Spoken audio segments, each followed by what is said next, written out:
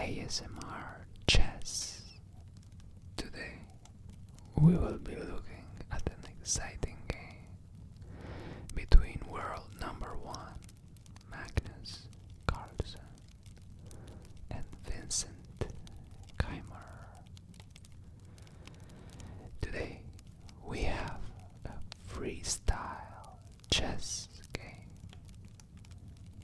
meaning that the pieces on the first and on the 8th file are mixed up.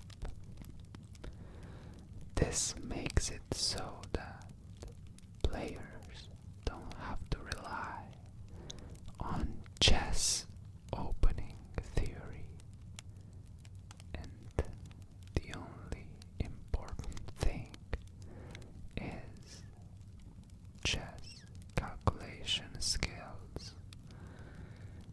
Some say that it's more exciting, and as it doesn't rely so much on memorization. Chess skills are more appreciated in this format. So, Vincent Keymer with the white pieces and Magnus with the black pieces. Let's see how this game turns out. So, white starts with g4. Normally, in a normal chess game, this won't be happening, especially between two super grandmasters, as we have today. But in this case, this move is a pretty good move, as it allows the knight to be developed after pushing the pawn to g4. So Magnus replies with knight to g6. We have knight to b3 by Vincent, and we have central control by Magnus playing e5. Pretty good move, as it controls the center. However, the drawback of this move is that it can leave the f5 square a little weak in the future. So let's see how this turns out. We have knight g3 by Vincent, as expected by the push of the pawn to g4. We have f6 on the black side, freeing up the queen and the bishop, also supporting the pawn on e5. The game is looking interesting. Also, I have forgot to mention that castling is allowed in this format. However, for example, if you want to castle, you need to have this bishop out of the castling area. Just like in normal chess, you need to not have any pieces between the king and the rook. However, what if the rook and the king are together? Well, they simply switch places, and that's it. So, both players could now short castle. Now let's see the next moves by today's players. We have c4, attempting center by using a flank pawn. Also developing the bishop without actually moving it. It's an interesting move. Let's see what happens. We have castles by Magnus, bringing up the rook on the same column as the king. We have d4 striking in the center by Vincent. Okay, attempting to control the center. Magnus doesn't take and instead threatens the pawn on c4 by developing his knight. d5. This is a very good move as it allows Vincent to gain a large space advantage, even though Magnus played e5 earlier. We can see that Vincent is enjoying a nice amount of space in the center with its pawn.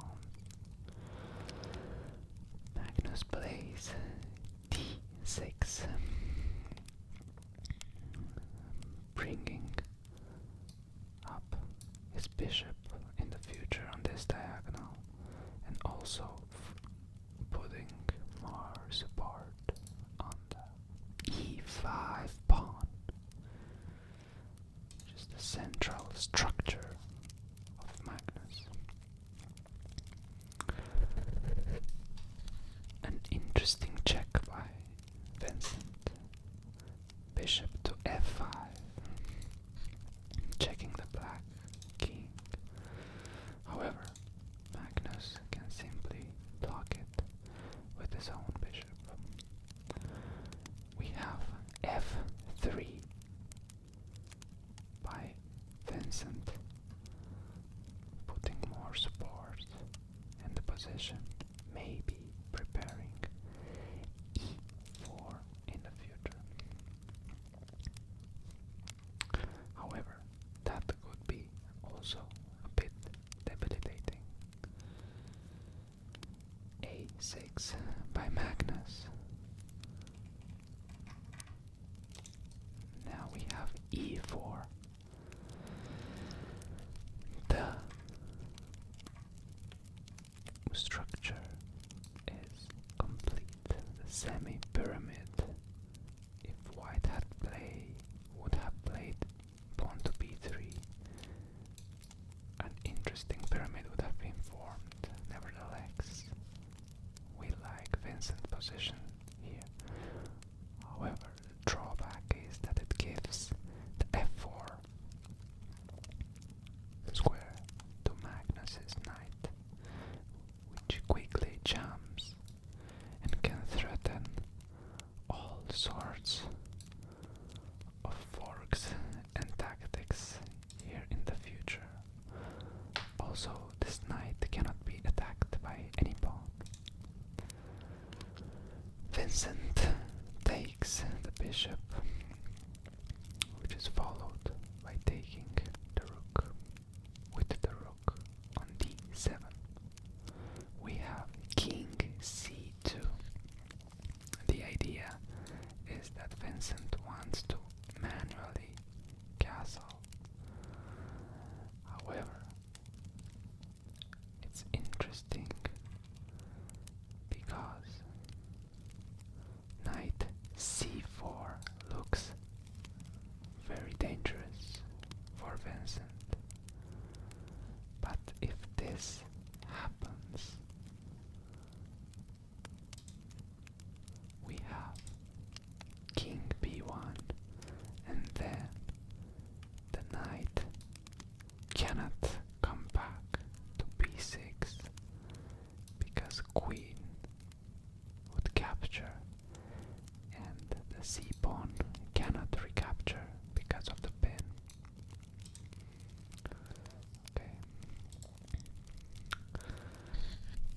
This wasn't played, but it would have been an interesting move by Magnus.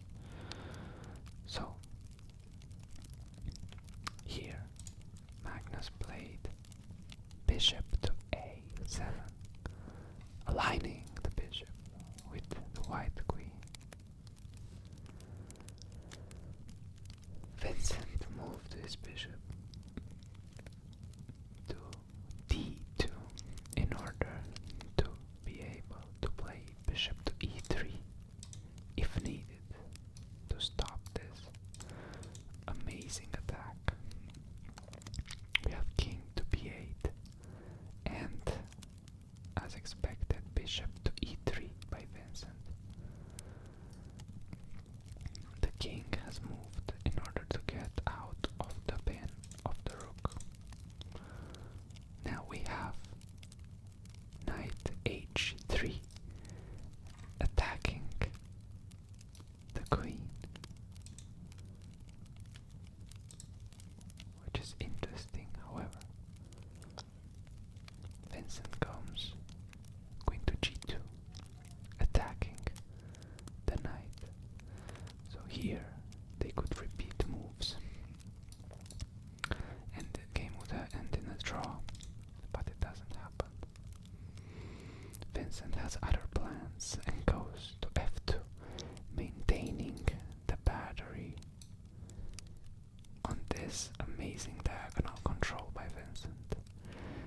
We have h5 by Magnus in an attempt to open up Vincent's amazing structure of pawns. We have to also be careful because Magnus is trying to search for some activity in the future with queen h7. That's why he would like to open the h5. We have rook f to d1, centralizing. As expected, we have h captures g4 in an attempt to open the h5, which is now open. F captures g4, breaking the pawn, leaving the e4 pawn a little bit weaker. However, it's protected by the knight, so it shouldn't be a problem for now. We have a knight rotation, knight to c8. Whenever we see a backward knight move, we have to expect some kind of rotation of the knight. Where does he want to go? Where does he want to move? It cannot be here. In this case, I think he wants to get the knight out in order to be able to push his pawns maybe someday. Also, it defends a7 and it unleashes this bishop. So bishop captures on a7 is not possible as this knight defends.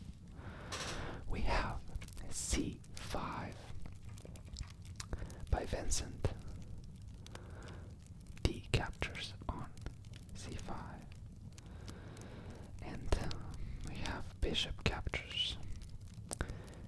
The position is not looking too pleasant for black. White currently dictates the game.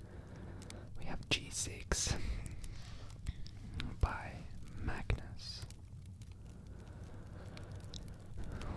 The point of this move is to gain more control of the f5 square. And also, it's a good move in order to free the 7th rank for defense in the future, expecting an attack from Vincent. We finally have bishop captures, knight captures on a7, and king to b1. Vincent successfully completed his artificial castle. We have have two rooks staring at Magnus's king side. We have a powerful queen. We have a knight that is ready to act, and a wonderful structure of two pawns in the center. The position is looking formidable for Vincent.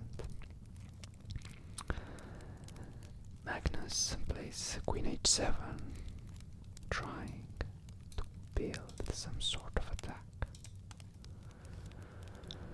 We have a knight to c5 from Vincent, attacking the rook, moving the rook from the attack of the knight, and also potentially preparing rook to b6, aligning with Vincent's king. We have knight to e2, trying to exchange Magnus's powerful knight, which he accepts. Now we have an interesting move by Magnus, which is knight to b5, activating the knight as it is no longer needed on a7. Right now he has a nice square, d4. Let's see what happens next. We have queen to c4. Okay, so we can see that this is a very dynamic position. The white knight can have knight e6. However, it's not that dangerous, but it is a great square for the knight to be in. We have rook to c8, defending the c7 pawn in the future. We have a4 by Vincent, attacking the b5 knight, which moves to a better square. Right now, black's knight is a very powerful knight, controlling a lot of squares in the position. It's an octopus knight, as it is called in the chess world. We have g5 by Vincent, who finds a very good chance to pose some problems, because this pawn, if it's taken, it stops defending the e5 pawn, which can be a liability for Magnus in the future. We have rook to d8, putting more pressure on the d file. Here we have g captures f6, rook captures f6, and Vincent is offering a rook exchange. Magnus does not want any of that. He wants to try to find some initiative to get an attack going. We have rook to f2 by Vincent, which is a very logical move, both defending the h2 pawn and also maybe preparing to triple down on the c file. I know it's not possible because of this knight, but who knows, maybe in the future. We have pawn to g5 by Magnus. We have king to a2 by Vincent. Both players improving their king's positions. Right now we have the double down on the f file. Right now rook f7 would be an interesting move. We have g4 by Magnus, advancing the pawn. Queen c3 by Vincent. And we have knight to f3 by Magnus, stopping Vincent's ideas of playing rook to f7 or any other rook move for that matter, as the knight acts as a barrier on the f file. We have rook to g2, attacking this pawn, which is also the main protector of this knight. So if this pawn falls, this knight will remain defenseless. Rook g8 to defend. We have rook to f2, rook to d6, putting pressure on this pawn. And now we have queen to e3, trying to align with black's king on the diagonal. Right now a lot of tactics can be found. This knight, if it goes anywhere, black is in check, so Magnus is obliged to move the king out of harm's way. We have beautiful move by Vincent, centralizing the knight and controlling so many squares in the position. Beautiful. Right now, the probability for a mistake is really high, and Magnus indeed commits a fatal mistake. c6. If you want to find the winning move for Vincent, please pause the video and have a think. I will give you a few seconds before showing the move.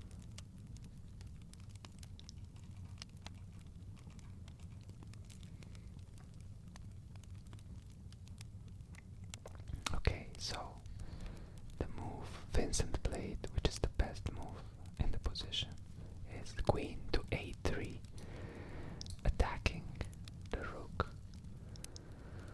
Thing is, there are a lot of tactics in this position. So this rook cannot be easily protected. So Magnus sacrifices the exchange and captures the strong knight of Vincent. Goes and plays rook to c8 with a horrible move, but he had 1 second on the clock. In this moment, Carlsen resigned and Vincent won the game, because there are simply too many moves that can be played. This pawn is hanging. Okay, and once this pawn is hanging, well, a number of continuation. You know, you can either advance this pawn, okay, you deflect the queen. This pawn is also protected, so you don't deflect the queen, but you actually can get this pawn. This knight will fall, this pawn will fall, and this pawn will promote eventually. So this knight, if it doesn't fall right now, it will fall in the next move. So Magnus decided that it's time